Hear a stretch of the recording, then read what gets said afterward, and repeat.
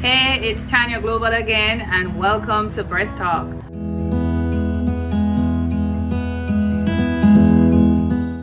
So today we want to explore the girls, and we want to introduce the girls to you.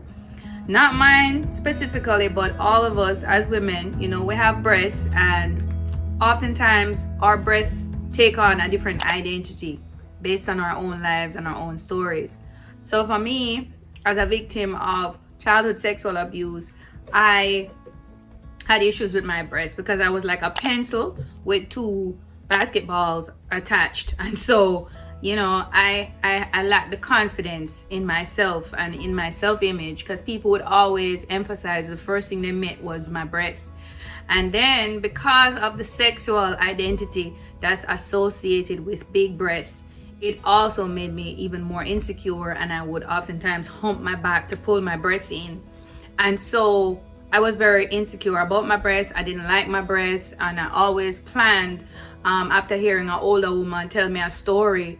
I was there thinking my breasts were so big. And then this older lady who had huge breasts, she said to me, "Oh, my breasts used to be that small."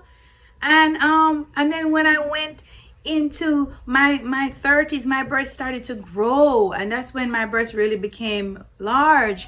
And so I got scared because I was thinking they were big, and then if I'm gonna get to, and so I decided that I was gonna cut my breasts when I got to my 30s if they continued to grow. And so my breasts did continue to grow, and then they became a 34 double J customized bras, which were very expensive. And so when I was diagnosed with breast cancer, and I was now being offered this opportunity, if you could call it that, to have my breasts cut off and redone, I was in a state of confusion because I now realized that that mind-body connection and my mental and emotional breast identity was now in question.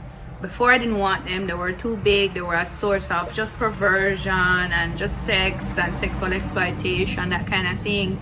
But now they're a part of my body and I'm losing them. And so in my journey, I've had to learn to embrace my breasts, and I've had to embrace that they're a part of my body.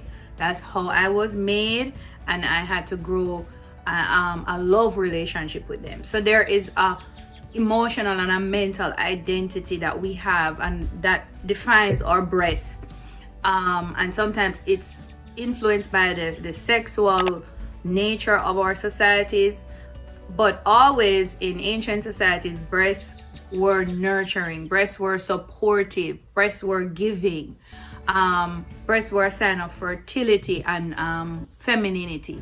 So that's the mental and emotional and even the spiritual nature of breasts. And that's very important because a lot of women who have had breast cancer have also had a lot of emotional and mental trauma relating to an intimate relationship that's associated with breasts, like children or a spouse, because it's as if we take that trauma and we bring it within us. And so even in traditional Chinese medicine, they talk about the left breast and the right breast. The right breast is the giving breast. It's the side when a mother is breastfeeding normally, that's the giving side. And then the left side is the receiving side. And it depends on how we've experienced trauma, how we've taken this into our bosoms, literally into our bosoms. As women of color, we always tell our children, you can tell your friends that I said this thing, and if they don't like it, that's okay, because my chest is broad or my bosom is full. And so it's a sign of protection of our children, nurturing to our spouses and our children. It's a symbol of giving and taking. So what is it that we're emotionally and mentally giving and taking into our breasts? Right? So that's the first identity of the breast. Then we have the physical breast now, which is made up of, it's a gland. It's a mammary gland. And then it's made up of lobules, it's made up of ducts, and it's made up of connective tissue and fat. Right? The purpose of the male breast and the female breast are very identical.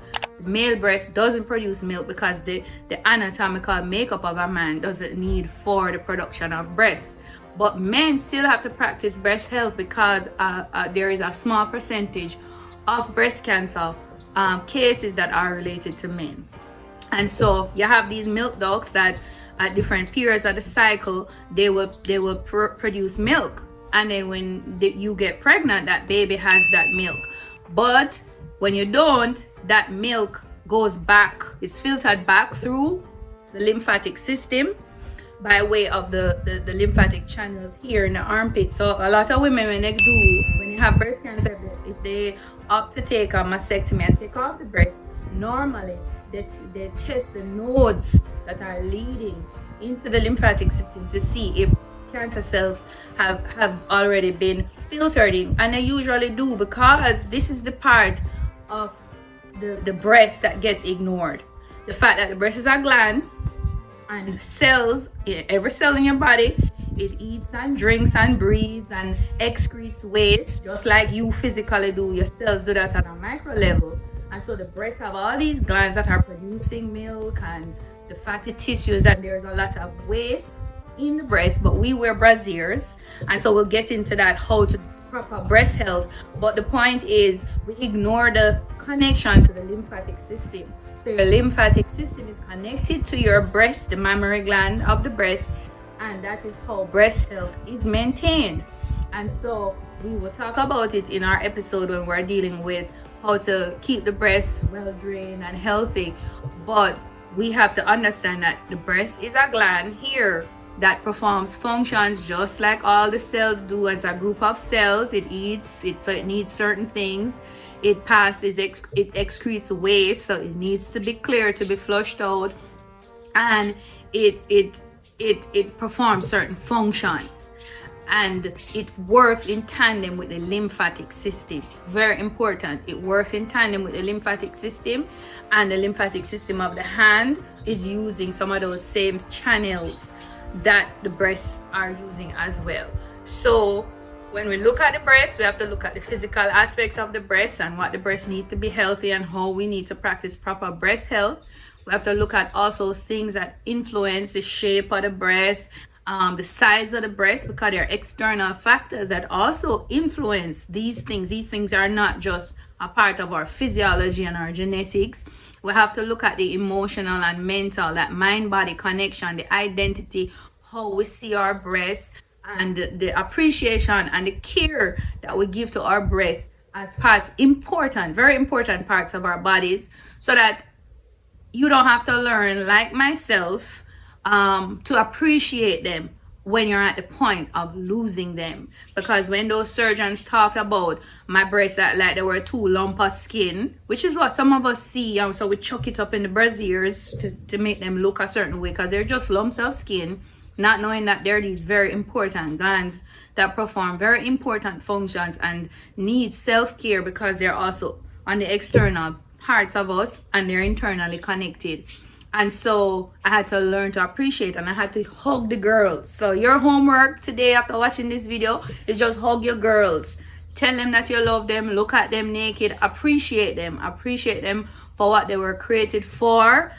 Stop grumbling and moaning about this and that, because sometimes it's how we've been taught about breasts and about how to care for breasts that makes our breasts this state, or these aspects of discomfort in our bodies. And so I'm Tanya Global. This is Breast Talk 101. Remember, you can email us at breasttalk101@gmail.com with questions, comments, any more information that you think you need, and we can give in our videos. And this is to increase women's understanding, knowledge, and education about breasts and how to keep yourself and your girls healthy and safe. So Tanya Global, Breast Talk 101.